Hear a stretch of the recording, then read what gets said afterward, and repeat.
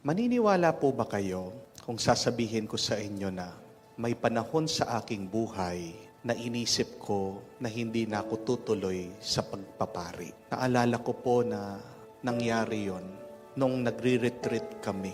Ilang buwan na lang, ma-ordain na po akong diakono pagkatapos sa pagkapari.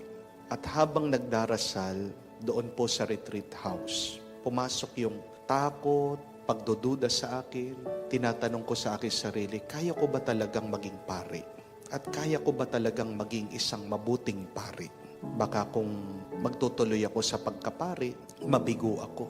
Lalong-lalo pa naman, ang gwapo ko, sabi ko. Baka may ma-inlove sa akin. Baka may mabuntis ako, sabi ko po, no?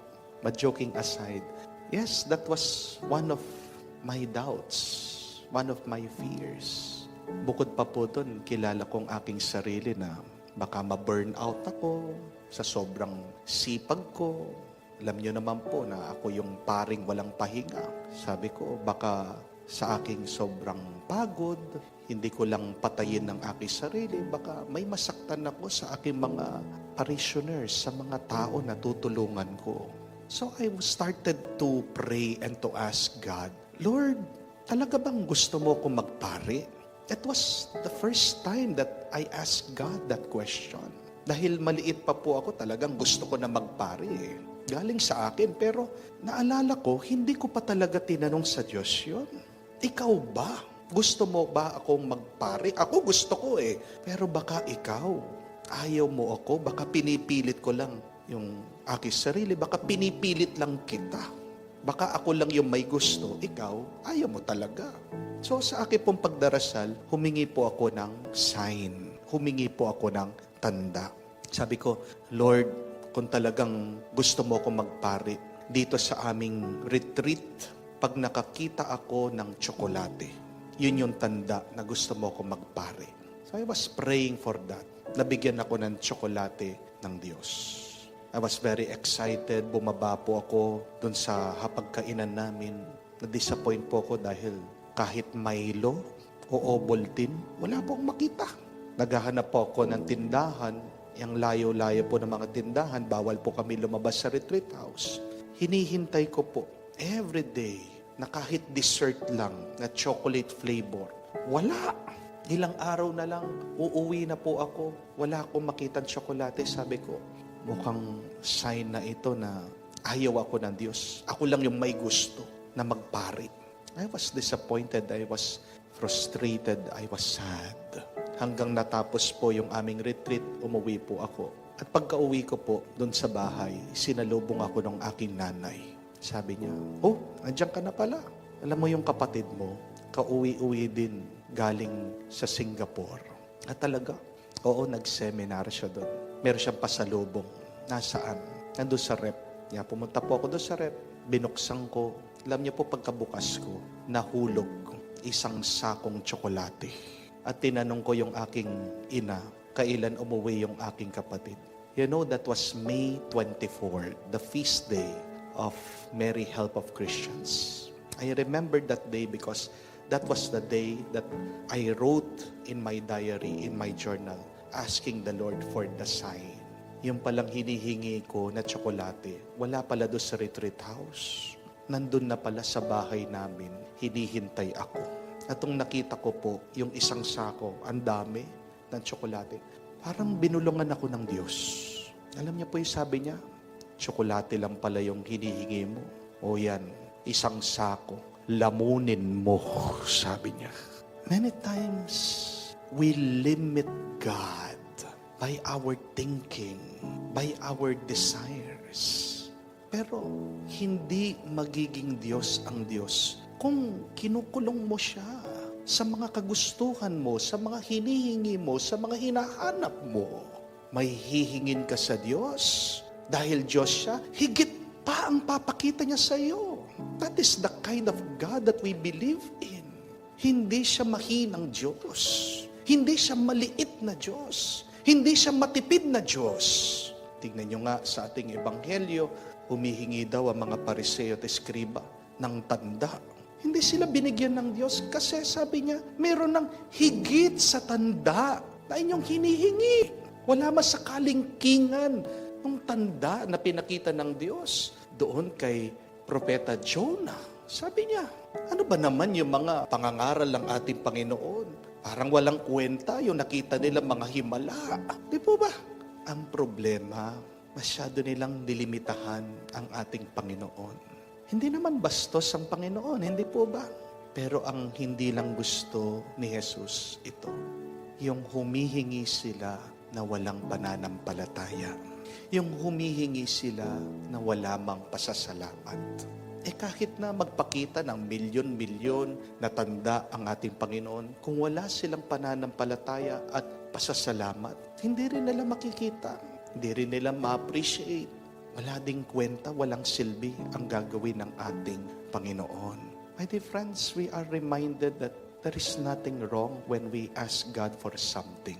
But before you ask God for something, be sure that you have faith, great faith in God. Be sure that you are thanking God. You are grateful for the blessings that God is giving you. Marami dyan, alam ko, may problemang pinagdadaanan. Pero alam niyo po, isang sagot para maging magaan yung inyong nararanasan. Palagi kayong magpasalamat sa Diyos.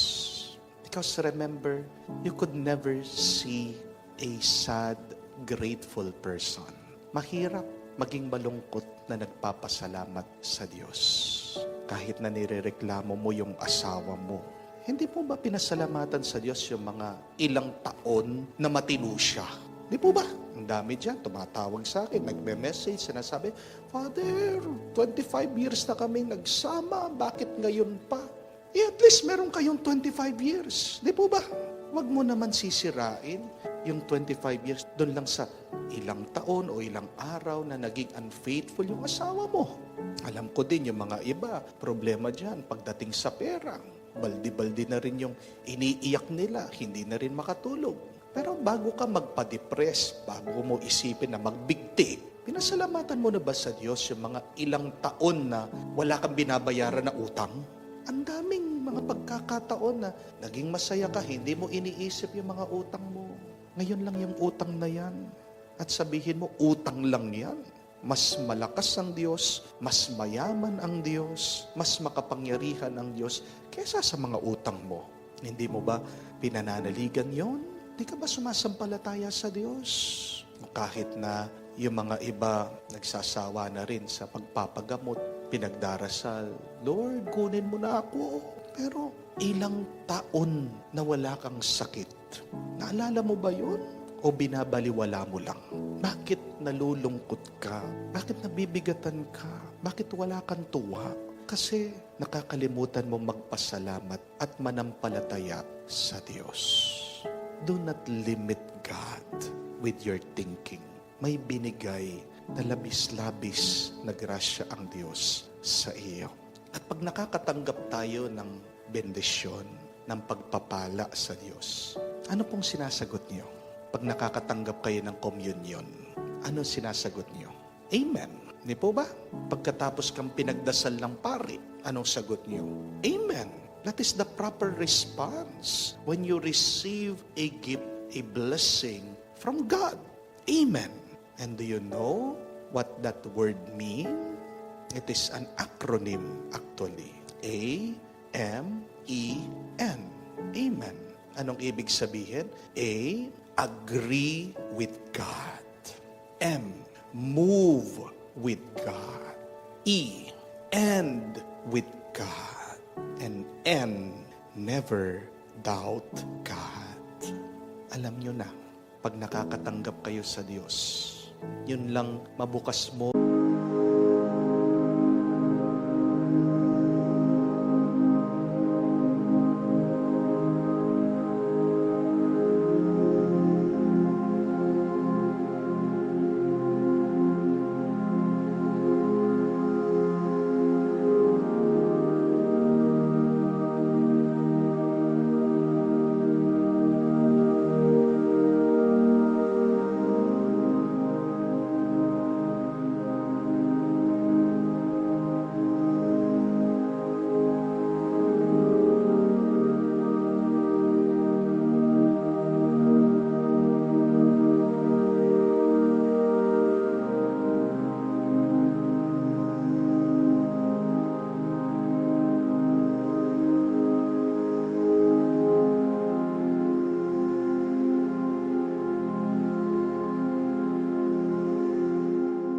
o yung iyong mata araw-araw. Yun lang nakakalakad ka, yung nakakakain ka, yung buhay ka pa hanggang ngayon. Sabihin mo ang unang-unang salita na sanang lumabas sa iyong bibig. Unang-unang salita na iyong maisip, sabihin mo agad. You declare, Amen.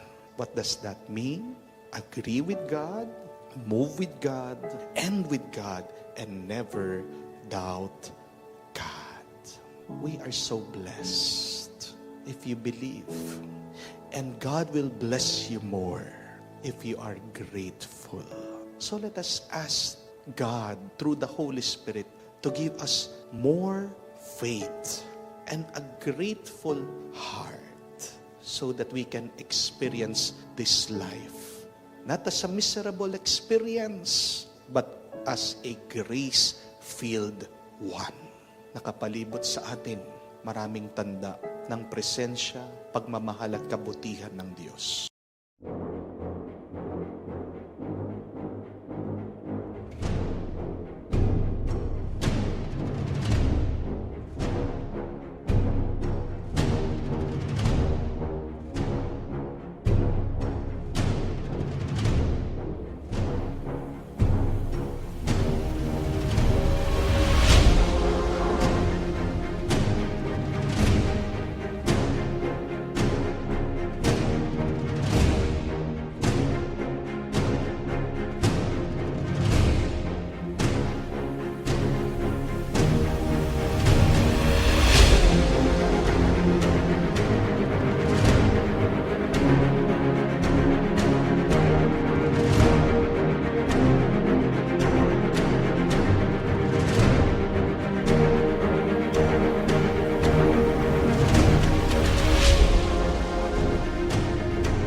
Makikita mo lang yan sa pamamagitan ng malalim na pananampalataya at mararanasan mo lang yan sa pamamagitan ng isang pasasalamat sa Kanya.